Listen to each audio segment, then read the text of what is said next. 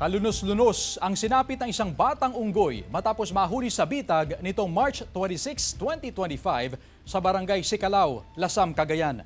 Naputol kasi ang kaliwang paa nito dahil sa higpit ng pagkakatali mula sa patibong o bitag. Ang patibong ay para sana sa labuyong manok pero ang unggoy ang nabitag.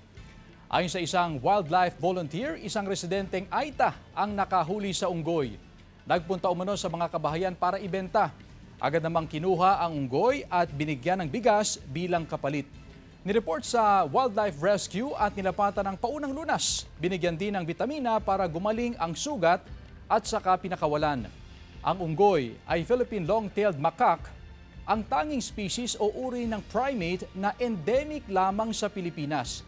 Ipinaalala sa mga residente na bawal hulihin para gawing ulam o gawing alaga ang anumang uri ng wildlife. Ay sa balit ng mga alakit ko, baka parking na ko na mo. Sa may ko siya alaga pa lang kung kasta aglayng di sugat na.